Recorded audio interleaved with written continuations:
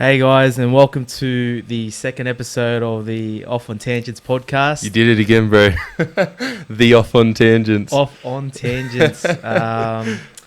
You know who it is. It's Pompey. It's And my co-host Jake. How are you, man? How's your week been? Yeah, pretty good, bro. Yeah? Had a fun week. We obviously went to J.I.D. on Tuesday night, which was pretty cool. Yeah, nice. And then, Super Bowl was on Monday, which again, I was quite happy with the results. So no complaints from me, but yeah, nice. It's definitely been a fun-filled week. We've had some good support from our viewers. Great support. So some good feedback and just some comments about improving the podcast as well, which is great for our first week or first podcast. But yeah, like we have some stuff to talk about this week. Yeah, we really appreciate all the support that we've gotten so far. Yeah. So thank you for everyone who's listened to it. It's been quite overwhelming the amount of support we've received. So just if you in the future if you like the podcast, just drop a like, comment on Facebook. We do have an Instagram page now as well, and we're putting it on YouTube as well. But hopefully in the future we can put on Spotify. I think we'll be trying to set up Spotify pretty soon. Yeah, definitely. I think that's probably a priority now. Yeah. Get it so that you can listen to it. I think sitting and watching this for an hour might be harder than getting it on record. So we'll definitely be working on that. Yeah, you can listen on your way to work. In your spare time when you're doing the housework or whatever. On to today's podcast. We're going to be talking about the Super Bowl. Just review that firstly, and then some blockbuster NBA trades happened the past few days. So we'll definitely get into them and see how each team now places in the standings towards the NBA playoffs. And also we'll be talking about J.I.D's show, hip hop show, and also a Coda the Friend. Yeah. Just a little bit about him for those that don't know. He's a Chicago-based rapper, and we'll be seeing his show, but it was rescheduled. Yeah, some disappointing news. So it won't be next week. It'll be May the 28th now. So we got a bit of a wait. We can get a few more of his songs into our playlists and. Yeah, that'll be still something to look forward to in a few months. Well, let's get into it. So obviously the first thing is the Super Bowl that happened on Monday, Australian time.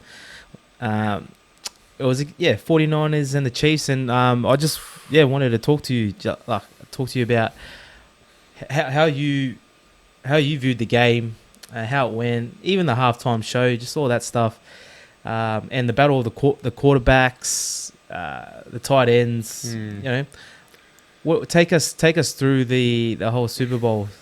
I mean, first off, I just want to say, hats off to the Chiefs. You did it. Well done. I think both of us were straight on the bandwagon for 49ers being the better team, which was clearly not true in any regard, was it? We got that wrong. I can go on record and say I was definitely going for the Chiefs, even though I believed that it would be a different outcome. I was hands down a Chiefs supporter the whole time, so I'm very happy with the outcome. I'm glad I was wrong in that prediction. So, I mean, in terms of the matchup, both teams pretty much did exactly what was expected. The defense for most of the game of the 49ers was quite outstanding. They until the fourth quarter, they sort of just landslid in the final 7 minutes, but they held out the Chiefs offense to about 10 points until 7 minutes to go in the fourth quarter. So that was pretty impressive for a team that all year round has been getting above 30 points very easily. So I wasn't surprised by that. I was definitely a bit surprised by the outcome in the end, if anything, because for a long part of that game, I was starting to feel, damn, this is over. This is it. All the 49ers had to do was secure the win, and hats off to Patrick Mahomes and the Chiefs offense and the defense who held out the offense of the 49ers on those final few drives. Man, they just proved time and time again that it's not over until the final whistle. Exactly. That's the thing I love about this sport is you can go 3 quarters dominating a team, and then that team can come back in the final quarter and take you out. Yeah. You're never secured in your victory until right at the end. So Chiefs just proved that time and time again. You can't get confident, you can't get cocky, because they're still in it at any point. They proved it against Houston when they were down 24 in the first quarter. I was not surprised at all that they were able to come back, but I was definitely starting to feel by that third quarter. I think you remember I was getting pretty frustrated when Pat threw that interception on that drive. It sort of felt like a drive that you needed to score on at that point. I think there was about 10 minutes or so left in the fourth quarter, and he throws that interception after they'd driven sort of partway down the field, and it came off the hands of Tyreek Hill, and I was just like, that was when I really started to feel like, damn, this has gotten away from them. But man, they did it with 7 minutes to go, and there was a few plays that were pretty controversial, to say the least. I think. Oh, definitely. I mean, we were actually discussing this right up or during the game. Was the push off from George Kittle in the second? I think it was the second quarter. Was it just right at the end of the second at quarter. the end of the second quarter. It's called for offensive pass interference. Yeah, it was called a pass interference by George Kittle because he allegedly, it's in the film. Well, we'll put up they actually ruled it pass interference. He lengthened or he stretched his arm out to push against the defender, the cornerback, I think it was, and it was ruled interference. It could have led to a touchdown, but well, it would have at least led to I don't think it would have led to a touchdown, because at that point there was about 3 seconds or 6 seconds left, so they would have at least gotten a field goal before the half, which would have possibly could have changed the outcome. Correction. It may would have at least led to a score, or some sort of score. That's right. The refs have been calling that inconsistently, very inconsistently. Like, I mean, in terms of the rule, it was. I agree with the call, not just as a Chiefs supporter, but I mean that is an offensive pass interference any day of the week on what should be called as a pass interference. Exactly, but whether it is called consistently is the issue. So, it is. It's a hit and miss, that one, isn't it? Yeah. And even like another controversial point was Cole Shanahan, same quarter, right at the end, he didn't call a timeout. Or I don't know if that's controversial, just straight up stupid. Yeah. Well, like I couldn't understand it. Like now I look back at this the decision, and I think, why? Like your team, like you were had in a their minute half, 40 to go. I just. And look, he's blown 2 Super Bowls now. I mean, he was the offensive coordinator for the Atlanta Falcons when they blew that 28-3 lead against the Patriots. I think it was back in 2016. Which, look, he's still a great coach to get him that far, and I think he'll be a great coach in the future. This isn't the last of the 49ers that we'll be seeing. I think. No, definitely not. I mean, for the next few years. Jimmy G had a decent game. If you look at his stats here, he passed completions 20 out of 31. That's around 66-67%, and he threw for 219 yards, which we discussed last week. San Francisco likes their running game. Yeah, they love their running game, and we knew the Chiefs are gonna have a good passing game, so it was what we expected. Hey, not in the first 2 quarters, because San Francisco were like throwing the ball. They weren't running it. They weren't actually sticking to their identity. Yeah, their identity. That's right. And so they weren't even giving it to Tevin Coleman or Raheem Mostert. They were just throwing it to, I think it was Sanders. Kittle, they were throwing it to Kittle, so they were like they were doing their run plays throughout, but they definitely didn't look the same as they looked for the rest of the previous few games. They were a very run-dominant team. Yeah. Where we were talking about last week, he threw the ball about 8 times in the previous game. Yeah. This one, 31 times. Yeah. He's tripled, almost more than tripled the amount of throws that he took. Yeah. And obviously that's not on Jimmy Garoppolo. That's the decision of the coach. Yeah. It's interesting because you feel like, why would you go away from what's been so successful from you? Exactly right. Unless, I don't get the play call, because I saw something similar when it came to the AFC Championship with the Titans.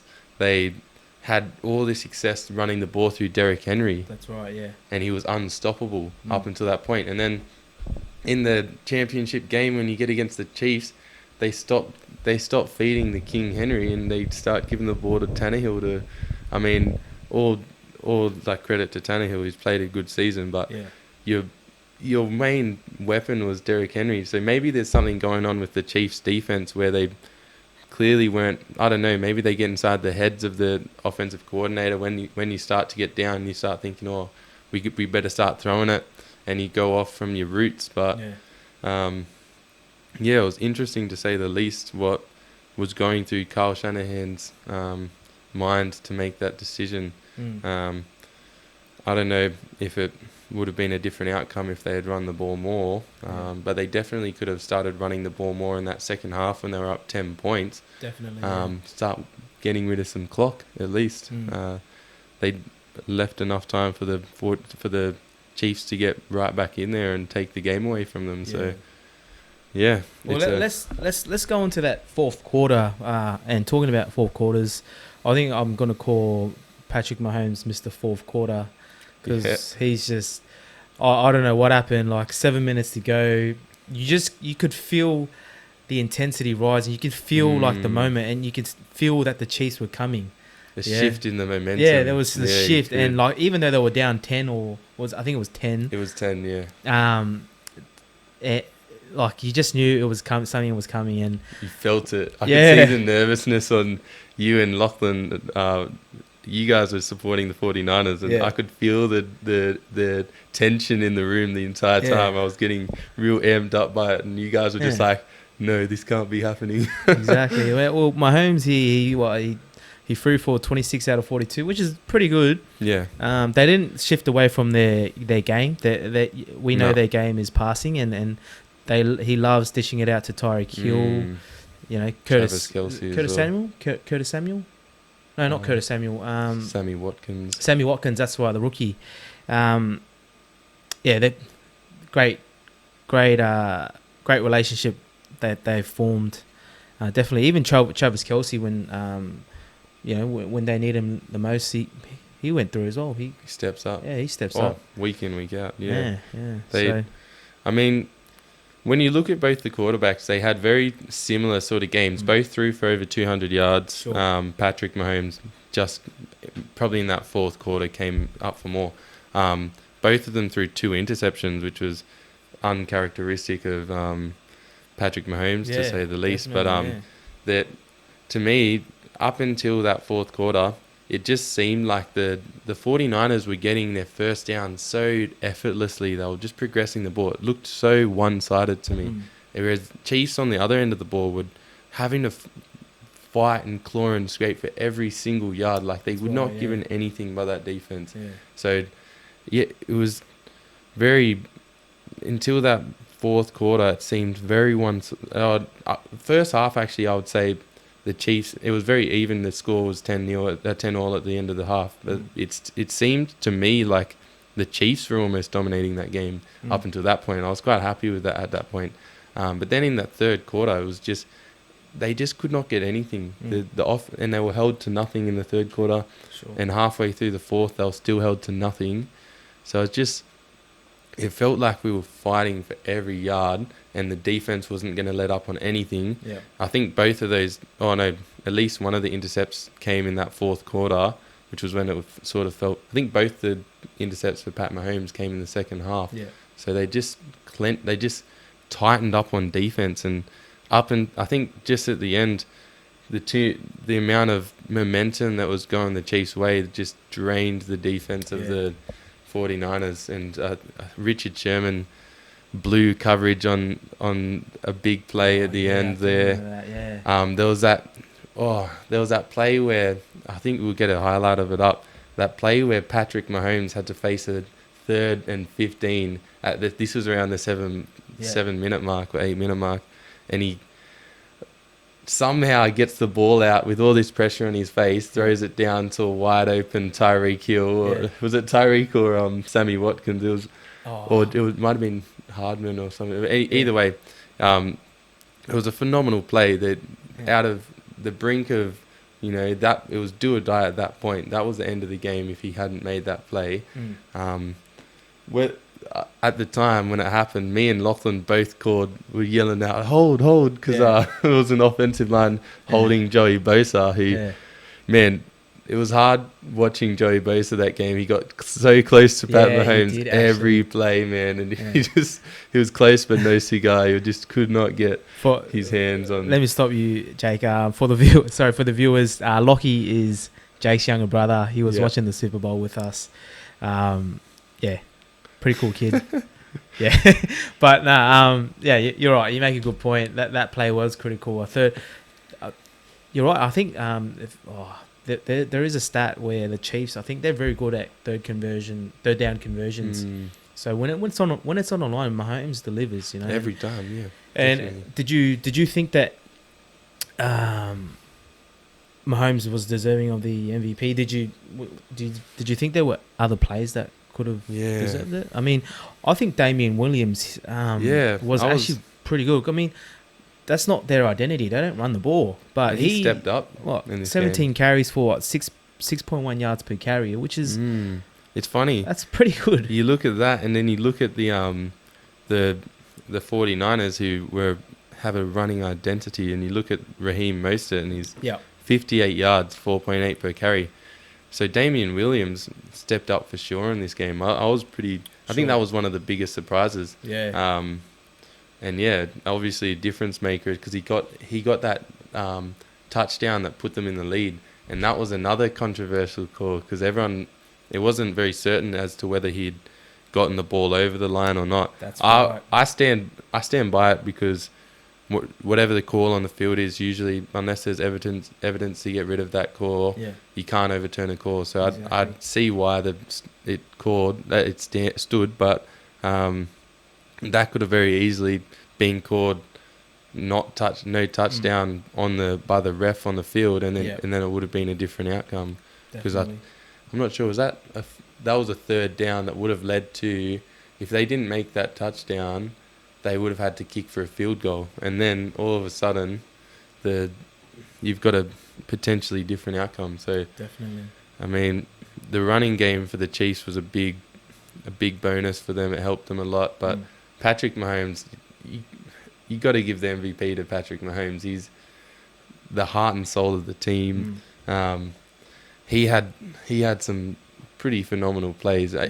Up until that point, he was by all means average for Mahomes because he was still playing a decent game. But in the final, when push came to shove, without Mahomes, they wouldn't have been in that position. They wouldn't have gotten that touchdown if he hadn't thrown that 3rd and 15 pass. And there was just multiple plays throughout the game where he keeps all his teammates online. You see him on the sidelines, and he's psyching everyone up. He's a good leader in that regard. Sure. So, I don't think there was any doubt in his mind throughout the entirety of that game that they were still in it. Whilst everyone else was doubting, Patrick Mahomes is still saying, we got to win this. We're still going to win this. Yeah. And here they are now, the Super Bowl champions. One final question, Jake, before we wrap this segment up. How many Super Bowls? How many more Super Bowls do you think Mahomes will win? I mean, how many did Tom Brady win? 6, and he's 6 so far. So, I mean, I think the sky's the limit for Patrick Mahomes. To be honest, I think he's. Give me a number. Just give me. I'd say at least 5. I'd be 5 more. Oh no, 5 in just total. Just 5 all up. Okay. I'll be surprised if he. I don't know. It is challenge with it's unheard of to see someone win as many as as Tom Brady. So I'd say at least I'd be happy if he gets to 5. Yeah. But I mean, it's a tough ask. He's already got 1. Yeah. He's only been in the league for 3 years, so it's not unachievable. I think when you're looking at the Chiefs, there's definitely that feeling in the air of this is the next dynasty in the NFL, and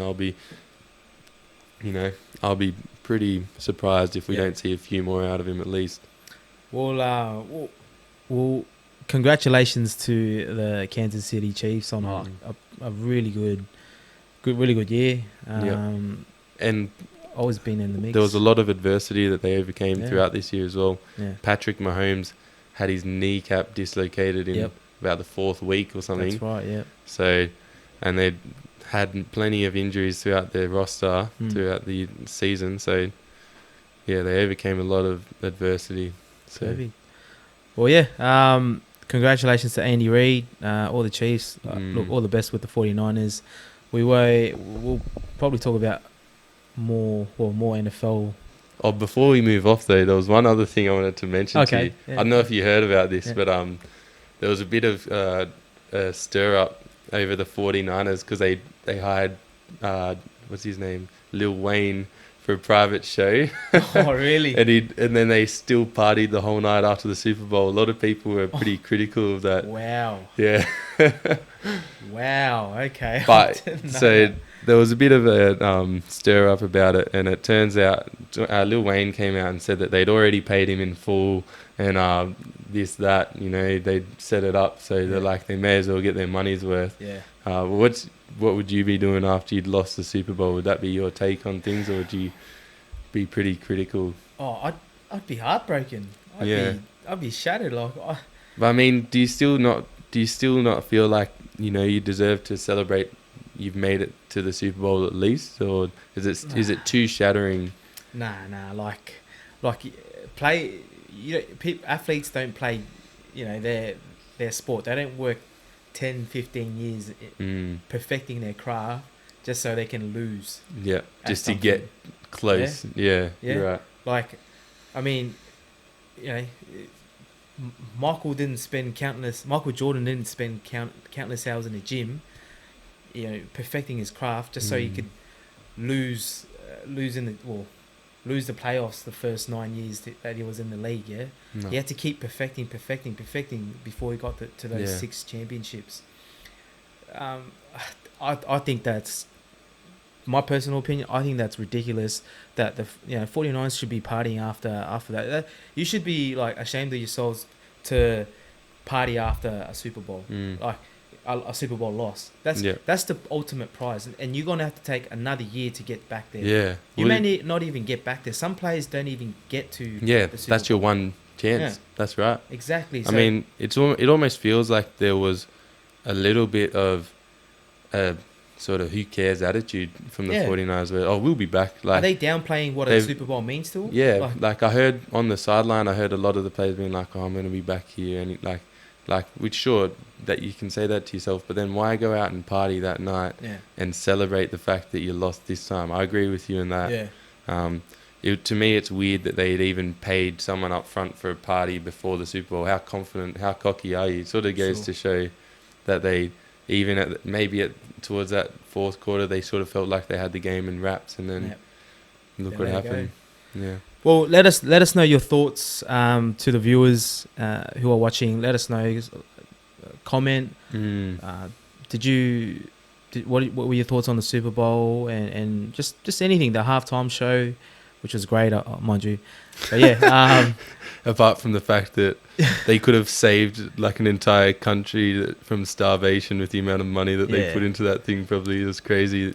Yeah. Like how many backup dancers and it's crazy the amount of money that goes into one sort of event. It's a bit shameful, isn't it? Yeah. Well, enough of the Super Bowl. Let's talk about the NBA the trades that happened over the past couple of days. Yep. There were some surprising ones, I suppose. But very surprising. I don't think any of the ones that I expected to happen actually went through. None of them. Yeah, right. Okay. Well, what did you think that would have happened in the trade? Just in the build-up there was a lot of rumours going around. So we obviously expected that the Clint Capella trade to go down. I was sort of hoping / expecting that the Lakers would manage to bring in someone like, Marcus Morris, or Clippers happened to come through and steal that one. But yeah, there was just a few trade rumours that were going around that didn't end up happening. Like we didn't see Kevin Love get traded. Didn't see Tristan Thompson. So the Cavs didn't. They almost made a move for another centre and didn't really change much. I just was a bit almost surprised with the lack of blockbuster trades that went down. Okay. Well, what do you think? I obviously I feel like teams are well balanced throughout the league. I mean, when you think about the amount of teams that have with players that are two superstars or at least stars on their team, it's quite even now. Yeah. Yeah. It when you look at Lakers, they got AD and LeBron. Yeah. Clippers, Kawhi and Paul George. Portland, they got Damon, CJ. On the East, you got with the Bucks, you got Giannis and Chris Middleton. Philly, Ben and Joel. 4 stars. So so I feel like it's even. So that's what I'm trying to get at for the viewers is that I feel like teams didn't want to tweak that because it's quite balanced throughout the league. Okay. So you make a fair point regarding that. It weren't like blockbuster someone like AD or something going to get traded, which I don't think will ever happen. Yeah. For someone for his caliber of player. So. Yeah, but I agree with you in that regard. It did sort of feel like most teams, at least in the West, since Golden State sort of disbanded. I think there's this feeling in the West that this is our shot. It's open for anyone. Exactly. Right down to you got Houston. I think they're sitting in 6th or 5th at the moment, and even they have Russell Westbrook and James Harden. Sure. And then you got, the Mavericks who've got Kristaps and Luka going to be a great duo in the next few years for sure. Right. Well, Jake, we'll talk about what did happen.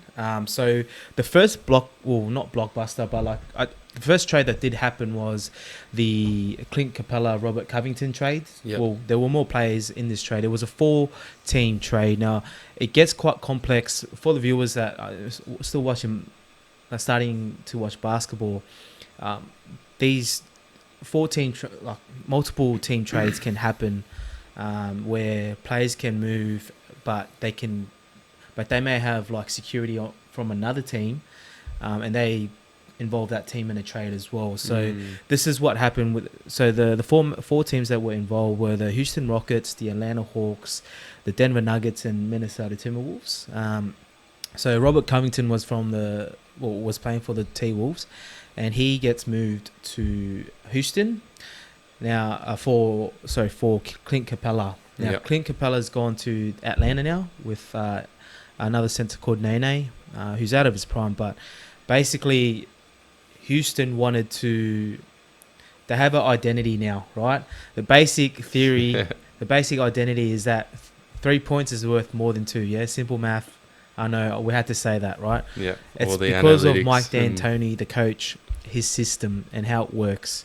Now, he just wants to jack up as many threes as he can and outscore the opponent. Even if it leads to 27 missed threes in a row. Exactly in right. a playoff game. Exactly right. There was a quote from him that his biggest regret from the Phoenix teams where he was a coach with Steve Nash and all the players there, Amari Stoudemire. He said his biggest regret was not jacking up more threes in the playoff series that they had against the Spurs and all the runs that they made. So this was coming into the works many years before Houston. Now he's got the team that he wants. There are no excuses anymore. There are no excuses for Mark D'Antoni anymore. He doesn't even have a contract extension. The owner, Tillman Fertitta, actually offered him $5 million, where most coaches are getting $10 million per season. Oh wow! And that's almost an insult. It was almost an insult, but it was like an incentive-based contract. So if he made the the semi-finals or the conference finals, you get more, like $1 million more. And which is like really, there isn't many excuses to they've come this close that many times. Exactly. They need the management's probably saying, look, we need to see you get over the hump now. Exactly. We've put our money into players. We've gotten you Chris Paul. Yeah. That didn't work out. Yep. We've gotten you now Russell Westbrook.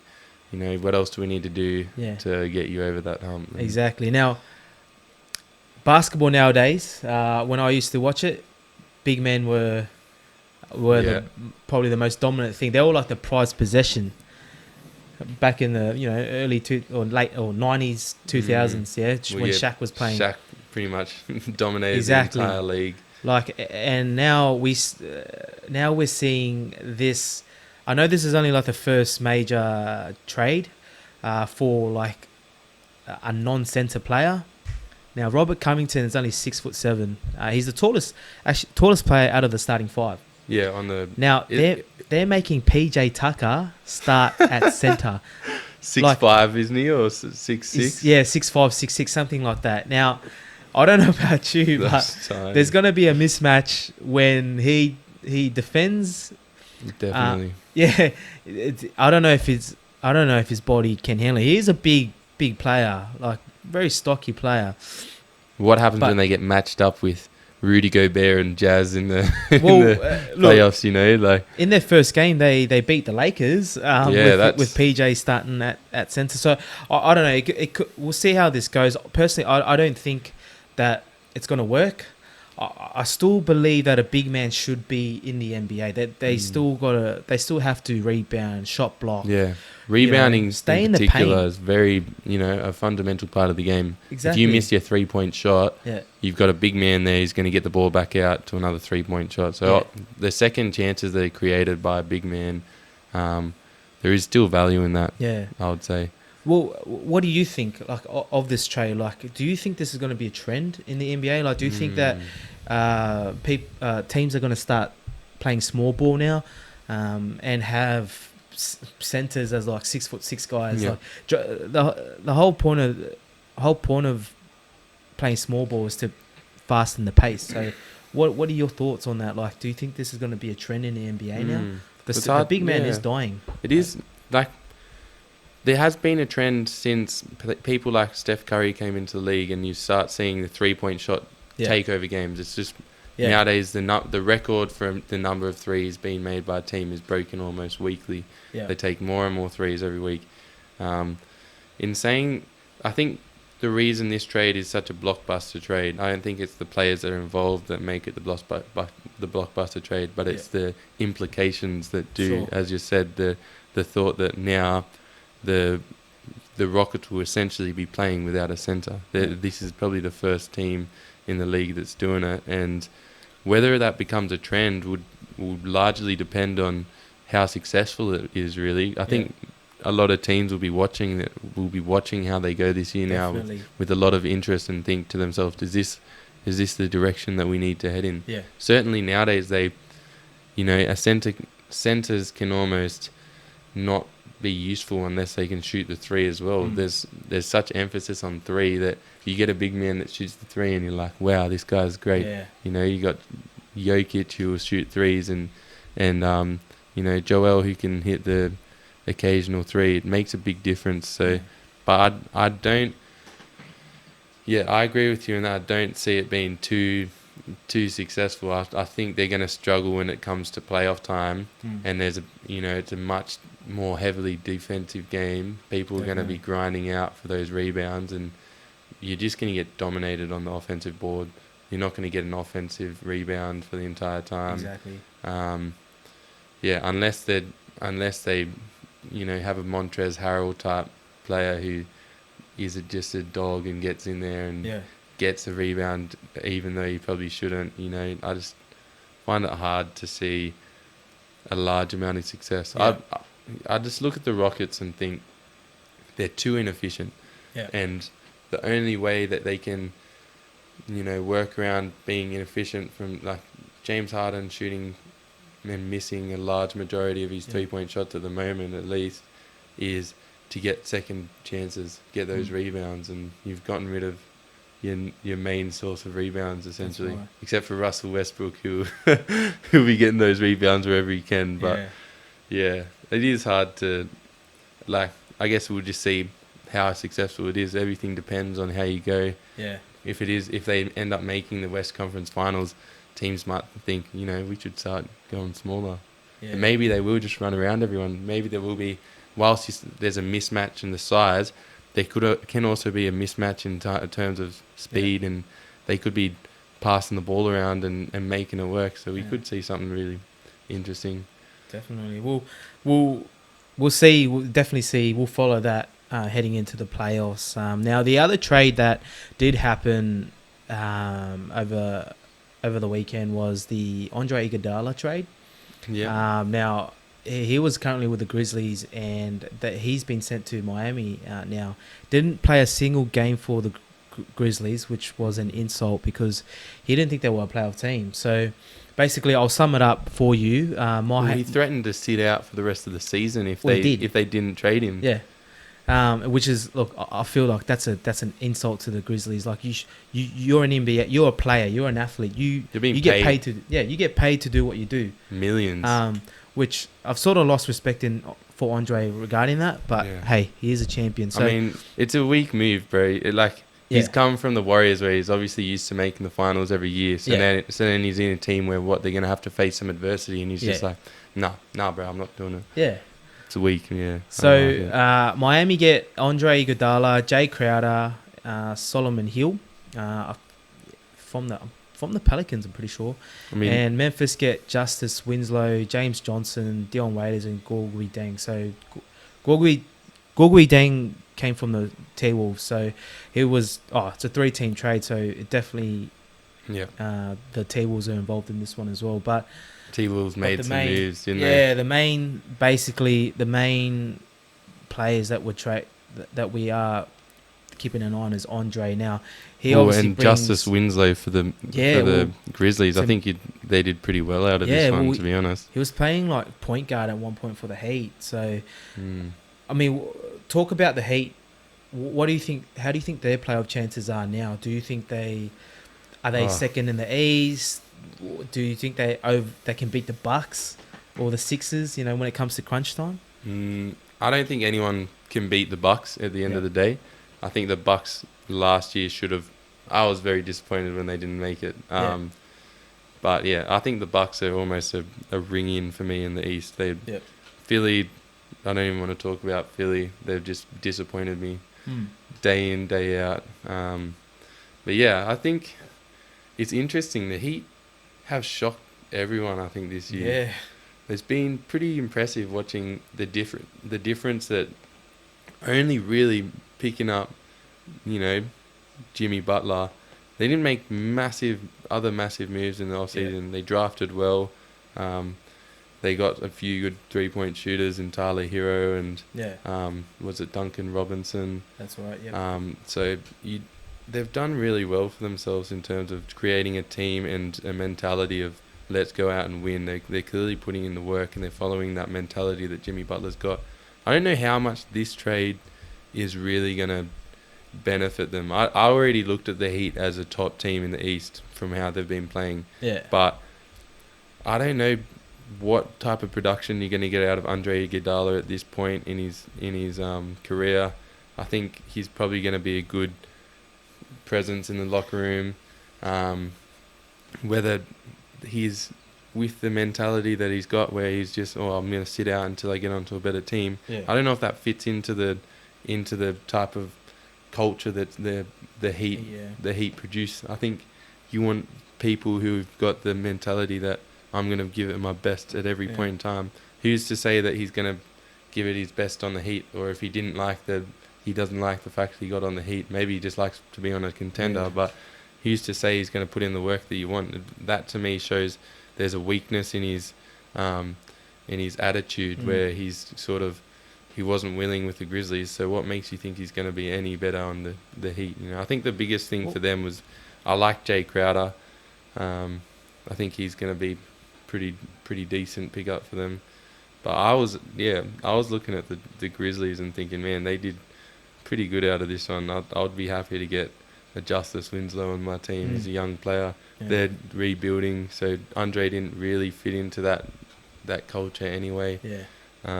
It's quite a young team with the Memphis Grizzly guys. I mean, they are looking to rebuild after Marcus Sol and like the whole Zach Randolph era. Yeah. So now they're building around Ja Morant, which is great. I feel like he could have been an All-Star this year. Oh yeah. But so having those players there is a great addition. I think James Johnson is a dog. Like he's great player. So he came from the Heat as well. Correct. So yeah. So I think he's got a good. He's going to bring a good sort of mentality to that locker room for sure. Well, with Iggy, I mean, like his last season with the Warriors, he was only averaging 5.7 points, 3.7 rebounds, and 3.2 assists, which is, not great numbers when you think about it. But what he did bring was championship experience. What he does bring, and he will bring to the Heat, is championship experience, getting them to the playoffs, even mentoring the younger players, and just making sure that they keep level-headed. Yep. He's gonna knock some threes down. I'm pretty sure his three point percentage shot was fading. It's at 33.3%, which is. But he does seem to hit them when it matters. Yeah, he hits them when it matters. You're right. That's a good point. He does. To pick up. So he will be poised. I think that's the biggest thing. Is you're right with his mentality. He'll bring the experience. He'll be able to sit them on the sideline if things aren't going their way. He'll be like, look. Calm down. Let's get back into it. Exactly. And then he'll hit a big three for you when you need it the most. Yeah. So, and he'll be. He is still a valuable player to a team. Great defensive. So he'll be like 3-and-D type of guy, which is perfect. Definitely for the Heat. I mean they have just made themselves stronger. I think Dion Waiters was a bit of a liability all year. Was not attending training. Yeah. Tended to be a bit of a diva. And then you got Justice Winslow, I think, who's injured all year as well. I don't know if he's going to be playing for the Grizzlies this year, so I do think they did get stronger. But yeah, they're going to be a team to watch out for in the East, definitely. All right, well, that's the Iggy trade, I suppose. Well, let's move on to the Warriors and Wolves. Now, they had This is a pretty interesting one. I think D'Lo, or I'll sum it up here. D'Lo, Jacob Evans, and Omari Spellman go to the Golden State to Minnesota, and Andrew Wiggins, a 2021 top 3 protected first round pick. Geez, that's a long one. And 2021 second round pick. So go to the T-Wolves. Now, it's weird. You almost feel like I saw the Warriors. Golden State got the short end of the stick on this one, don't you? Well, I do anyway. Well, I mean, look, they get a good play in Wiggins, but then when you get Steph Curry and Klay Thompson back, I think that's going to be like a trio to look out for in the future. Probably makes more sense than D'Lo with those two guys, doesn't it? Exactly. Now you got a shooting guard and a point guard already. Yeah. D'Lo, he had a great couple of seasons at Brooklyn. Yeah. He even made the All-Star team in Brooklyn. Now he gets to team up with one of his best friends. They even played college together, I think. Yeah. They were number 1 and 2 pick in interviews that they wanted to play together at some point in their career. So. Exactly. So now they have, and I think they're going to work well together. These are Cat will still get his 24 and 12. It's not going to eat into his production at all. Yeah. It's going to make him better, I think. And you made a good point regarding the pick and roll, just between D'Lo and Cat. I think that they will play that pick and roll very well, I suppose. And he's going to, like the traditional big man, you always got to have someone in the paint. I always feel like someone has to be in the paint. Yeah. It's just a physical advantage, Size matters. Yeah. And so having D'Lo there, he's a very good 3-point shooter. You got the big man Cat, who's also a very good 3-point shooter. Yeah. He's a dominant force. He's one of the players that makes you think surely they can't remove that position from the game, because there is players like him these players like Joel, who are just dominant in every facet. And I think this partnership will be very interesting, to say the least. I think the Wolves have underperformed for a long time. Yeah. I think that at some point they've got to start doing something to improve, and this is a massive stepping stone for that. I think Russell is going to be great, at least if not in terms of the skill and ability he brings to the team, at least in a way that he makes Cat more happy with the team. I think for a long time there's been a lot of frustration with the team. They've had their players, like they had Jimmy Butler come through, and it didn't work out because they didn't mesh well. Whereas now you've got a player that is good friends with Cat. Even though they traded away Covington, who was also a good friend of Cat as well. I think they did the right thing by Cat, to get him at least someone that he wants to play with, and that should be something that to look forward to for Timberwolves fans. Well, D'Lo's stats here for the year, he progressively increases every year, which is great. 23.6 points, 3.7 rebounds, 6.2 assists, which is pretty good. He's not known for his defense, but more so his just like ability to play the point guard position. Well, who's the point guard currently for the Timberwolves? Is it Teague, or he's been? I think it's traded? Jeff Teague. Yeah, Jeff Teague. Because it's obviously not. They're obviously upgrading regardless, whoever it is. Well, they don't have I'm not watching much of the Timberwolves at the moment. Whereas now, I'm probably going to be tuning in to see a little bit of what's going on there. 'Cause that to me is a big upgrade. I'm happy for the Timberwolves because something needed to happen there, and they've done it finally, and this should be a stepping stone in the right direction. Well, the final trade that we did want to talk about, I think this is going to shake it up a little bit, was the Marcus Morris trade in a 3-team deal. Now, if you didn't know, like last season, Marcus Morris agreed to go to the Spurs for a lesser contract, but he reneged on it. It was sort of like the what's his name? The guy from the Clippers. What's his name? The center. Oh my God. CP3, Blake Griffin. DeAndre Jordan. Yes. Thanks for that. He agreed to go to Dallas, reneged on it. Same sort of thing. Now he ends up going to the Knicks for more money, and. Oh, so the Knicks were pulling out fast ones on Mavericks. They're pulling it out on the Spurs. now they end up trading him. Now the teams that were in discussion for Marcus Morris were the Lakers and the Clippers, were the two main teams. Now I'm not sure why the Lakers didn't want him. He brings 3-point. Well, I think they did want him. Yeah. I think they definitely were trying to get him. Okay. Yeah. From what I heard. Yep. Or read, but I think they just obviously got. I think both teams, the Lakers and the Clippers, didn't want the other team getting him. I think they both really wanted him. Yeah. And at the end of the day, it came down to a bit of who was willing to give up more to get him, and obviously the Clippers ended up winning that one. Yeah, well, you can see, look at his 3-point percentage. He's actually shooting it very well this year, 44%. So, I mean, feel like he's fifth in the league.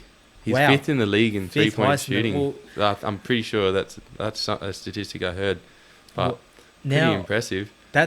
Now he can be that stretch 4 guy where he just runs the pace. Now he's probably going to be buried in a corner somewhere on the 3-point line, and now talk to us now. Like, do you think the Clippers now are the total favourites based on this trade?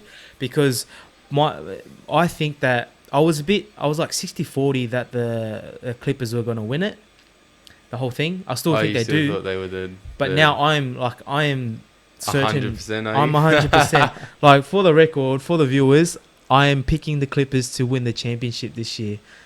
Write it down, whatever. Yeah. You can replay this back if you wanted to. No, I don't agree with you on this one. So Clippers. So what do you think? Do you think I mean, It helps. I looked at it as I would have said 70-30 Lakers over the Clippers up until this point. I would say now it's probably, it is, like, my issue with the Clippers is the health of Paul George and Kawhi. Like, they're on load management. I remember last year in the playoffs, Kawhi was like limping the entirety of the playoffs. He still managed to get it done in all due respect, but in saying that, Davis isn't the most healthy guy, but I just think LeBron James, when it push comes to shove, I think he's still the best player in the world. I don't have any doubt in my mind that he's a better player than Kawhi Leonard. He's going to prove that in the playoffs because we know that he's not a regular season player. When it comes to the playoffs, LeBron James takes over games. There's a reason why he's the king, and I think it's gonna. I don't think anyone can outplay LeBron James. There's been that many times where the odds are stacked against him, except for the Warriors who were just way too stacked against him. But they're, in the East every year he managed to come out of the East even when all odds were stacked against them. He carried teams. He beat the Celtics team with Marcus Morris. It was a very good Celtics team. Not 2 years ago. And I think we almost forget how dominant he was in the playoffs just because he missed out last year. Yeah. Everyone just forgets. Everyone's moved on because Kawhi Leonard stepped up in that time and beat a broken down, defeated Warriors team. I think the biggest win for the Raptors last year was against the Bucks. That was more overpowering. That was more. Meant more to me than beating the defeated Warriors. They defeated themselves with injury. But up until that, there's no doubt in my mind that LeBron James is the best player, and he's in his 17th year and he's doing it. He's doing it every game, and that's only going to increase when it means more. You sort of feel in the NBA that it doesn't matter the regular season, but when it comes to it, he's going to get down and he's going to do what he needs to do in the playoffs. So. I do still like the Lakers. I think they need to do something in the leading up to the playoffs to maybe increase the depth a little bit. Because, I don't know what is there any chance of Boogie Cousins returning by the playoff time, or is there anything? I do feel that there's some pieces that, in every respect, the Clippers have way more depth. Yeah. I think LeBron James is the best player. Davis, I think, is a better second player as well. But in terms of the depth, you're going to get a lot more production out of the Clippers bench. So that it is hard to say. I think they're it's going to be a great matchup if the two meet in the final, the Western Finals. That will be a great game, a great series. But I'd still love to see LeBron James. I like to go with LeBron. I don't ever like to go against him. I think he's definitely proved time and time again to be the best player in the world. Well, those were the main trades that happened during the. Well, you also before the NBA trade line. You also wanted to talk about what's his name, Andre Drummond, didn't you? This one was sort of both teams. Like, I'm talking about the Detroit Pistons and the Cleveland Cavaliers. They're out of the playoff race, but. In terms of who they traded, that was a bit of a shock for what they got. Now, Andre Drummond gets traded to the Cleveland Cavaliers for John Henson and Brandon Knight, who actually Brandon Knight did play for the Pistons before. I think he was drafted there. Now, he basically got traded for a bag of chips. Didn't even and this is showing what an insult it is to Andre Drummond, but also the value of a big man now is not that much. So Andre, it just goes back to what you said before about the change in the league where it's going. Exactly. Big men becoming sort of irrelevant if you can't shoot. That is. Yeah. All right. Well, let's get into it with the hip hop. We went to go to J.I.D's concert on Tuesday night. For those that don't know, J.I.D is an American rapper who's signed to Dreamville Records, which is part of J. Cole's label. And he's a rapper out of Atlanta. and he's released a couple of albums so far now, DiCaprio and DiCaprio 2. And yeah, basically we're big fans of J.I.D. Yep. His album, DiCaprio 2 is a great album. I personally had a connection to it, but it's more so his flow that really gets to me. Yeah, and his collaborations with J. Cole is very really, interesting. Really good. Yeah, but talk to us, Jake. Like, what do you think of the show? The show was at Max Watts Theatre in Moore Park, just across from Hordern Pavilion in Sydney. So. Great location for a gig. Yeah, I thought. Definitely. Yeah. It was very intimate, very enclosed space, so you could get quite close to J.I.D. It was pretty packed out, and so we were a little bit pushed back by the amount of people there.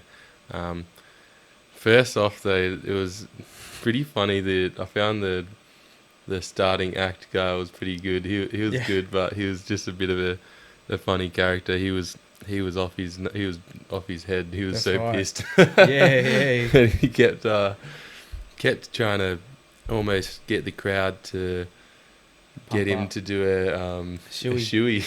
Yeah.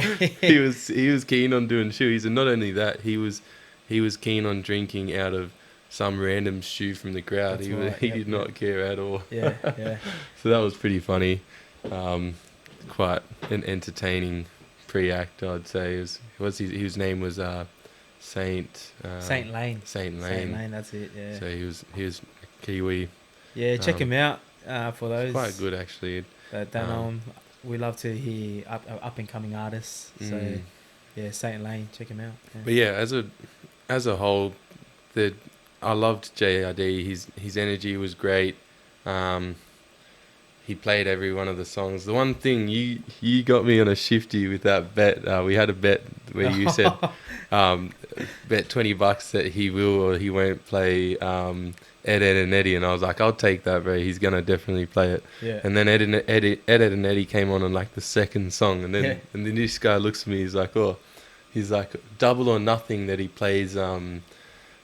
Plays off D's, and I thought he meant I thought he was taking the same stance that he wouldn't play off D's, and I was like, well, obviously he's going to play off D's. I'm going to take that Double or Nothing. And then when off D's comes on like 10 songs later, he's like, yeah, you get nothing, bro. I was like, what? What? But yeah, I thought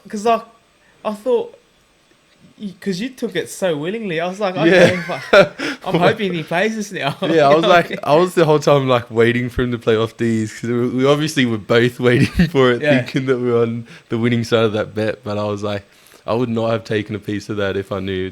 I would have taken that $20. But at the end of the day, it was good. It was a good gig. He played, because of that, I think he played most of the songs we wanted him to play. Yeah. He played a lot of songs I didn't know. I probably should have done a bit more I should have listened to him a fair bit more in the build-up. One interesting part was that at some point, Earl Sweatshirt came out onto the stage, and because my only negative thing about the entirety of the show was it was way too loud. The speakers that they had were completely unnecessary for this amount of space that there was in that room. But so essentially I could not understand a single word he said for the entire show outside of his music. Yeah. It was even the music he's rapping, I could just hear his voice, and I was like, yeah, cool. Yeah. But it was way too loud. My ears were bleeding. It was so loud. And then he announces that Earl Sweatshirt's coming out, and everyone's geeing up and screaming, and we're both like, what? What's he saying? What's going on? Exactly. So we honestly, like, I felt like we missed out on a lot of the crowd engagement.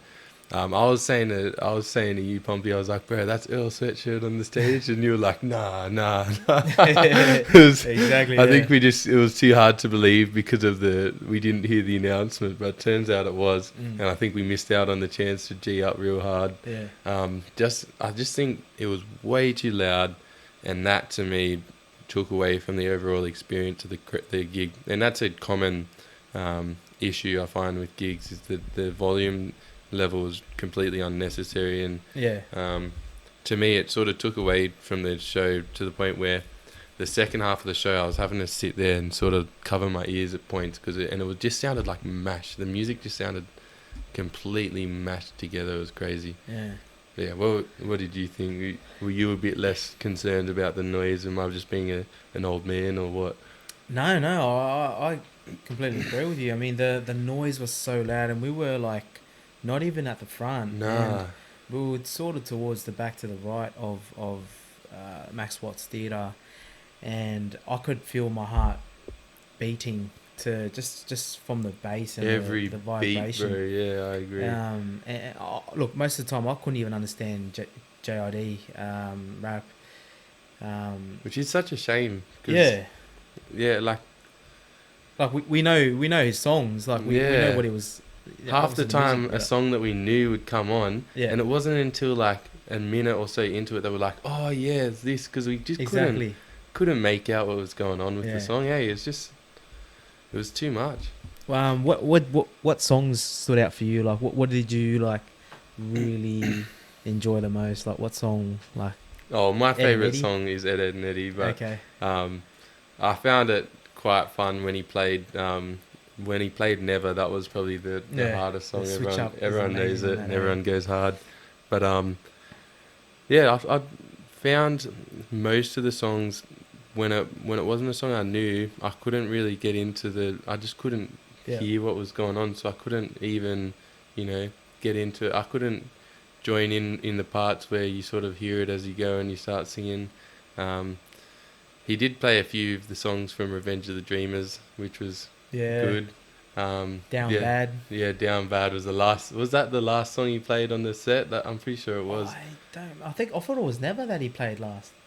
No. He played Never, and then he played Down Bad, and yeah. then he jumped in the crowd and started signing stuff. And then he played Under the Sun, which I didn't even think he was in it. Nobody Under the Sun. It's got J. Cole and Costa Rica, yeah, Costa Rica. pretty hard. Yeah, he's in a few of the Revenge of the Dreamers albums, which, by the way, that is a great album. I feel like that was last year, like album of the year.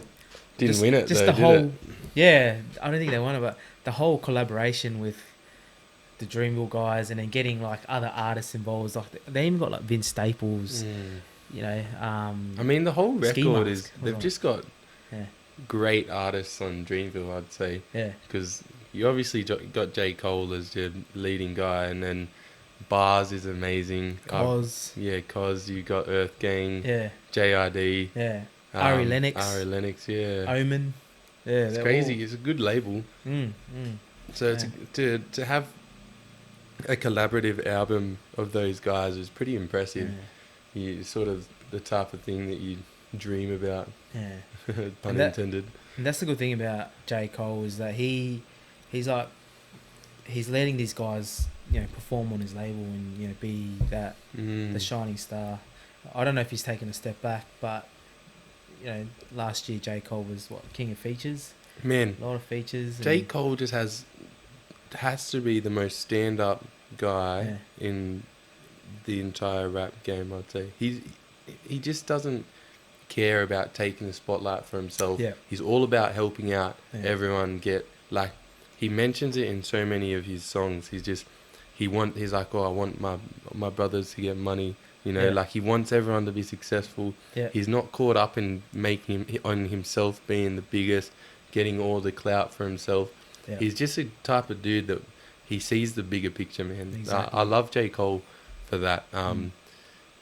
His raps aside, he's clearly the best rapper in the game right now, and he makes that clear, as he should. But he's constantly helping other people, and making it. He's not selfish. I think that's an important thing. That's right. Yeah. He sees that. He sees the problems in his society, and he's trying to do what he can to help everyone around him, not just himself, get out of that. So, yeah. Oh well, yeah. Out of 10, just quick sum up. Out of to- 10, what do you give the show? I'd give J.I.D for his performance a 10. Like he was full of energy, Yep. jumping around the set. He had a few stuff ups which I thought he played off well, which was funny. Like you're never going to go through a whole set and not make a few mistakes. But I'd say overall the show was definitely dragged down for me because of the noise to about a 6. I'd say it was just, to me, it's so important that the guys that are in charge of that should be doing a better job. Yeah. Should be aware of the fact that, you know, their sound, how loud they make the music could potentially ruin it for everyone, and that really ruined it for me on the night. So unfortunately, the sound guys definitely ruined it for me. But what about you? Well, honestly, Jake, I'd give it. Yeah, the sound was just wasn't on point. So I'd probably give it a 7. Yep. But I love J.I.D's energy. Definitely. His overall vibe. He didn't play a long set though, which is sort of a letdown. It was only like an hour, just over an hour. It was very short, but it started very late as well. Yeah, it was right. 9:30 when he came out, so on a Tuesday night. Yeah, so that was a bit of a letdown, but yeah, I would give it a 7 just because we know most of the songs and I felt like the whole energy was there, but even though the sound, we couldn't hear the sound, we got L sweatshirt even though we didn't know it. So that about sums up the J.I.D. But we're going to another show called Code of the Friend. But it was meant to be, I think, next week. Friday the 14th was supposed to be. Then Valentine's Day. There you go. Yeah, that was me and Tasha's plan to go out on Valentine's Day. Well, you're going to have to make some other plans now. Yeah. But yeah, he's coming in May. But I suppose we could, talk about him in another show and later on. Yeah, because he won't come out till May. We should say that it was postponed due to personal issues. So we do hope that he's okay with whatever's going on. Yeah. At the end of the day, a show isn't the end of the world. That's right. Like he's got to take care of himself, and sometimes life gets in the way of things. Sure. So whilst it's disappointing for us and surely most of the fans that wanted to go to it, because I've been looking forward to it for a while. I mean, we'll just have to keep looking forward to it now and hope that he gets through whatever's happening so he can come out in May. For those that are looking for new music, new hip hop music, Code of the Friend, he's released a couple of EPs now.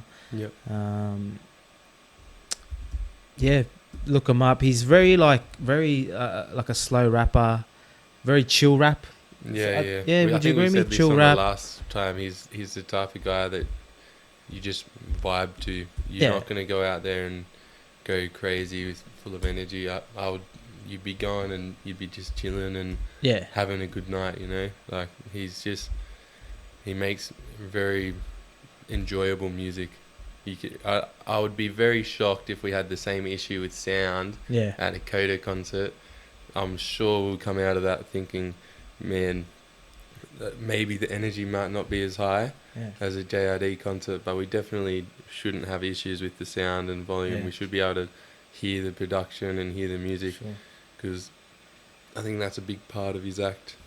28th May is the rescheduled date for his show in Sydney. We'll be definitely be attending that. You want to hurry up and get tickets if you're thinking about it, because I think they're already almost sold out. Last tickets at the Oxford Art Factory. Grab your tickets. But we'll wrap it up here, Jake. For those, thanks for listening. For those that are, listening, and any future listeners, please comment, subscribe to our channel. We are in the future planning to have a Spotify account and uploading our podcast there. But we're on Facebook under Off on Tangents, Instagram Off on Tangents. Just look us up on that, Off on Tangents, and we'll definitely probably be the first or second to pop up. It's quite a rare name, so Yeah, but yeah, on behalf of Jake and I, enjoy your weekend. And stay safe out there. It is torrential rain out there. Yeah, It's pretty cold out down heavy. in Wollongong. So Yeah. Well, again, we just want to like put it out there that we're very thankful for all the support we've gotten so far. Definitely, yeah. And yeah, much love. Yeah, we just. I was telling Jake I feel like I was gonna do this before every show. Like, well, let's just do this for the love of doing this, and and we love to talk about NBA, NFL, hip hop, just the things that we love and we have in common. So, thanks to all the viewers. Yeah. Yeah. All right. Peace. Peace.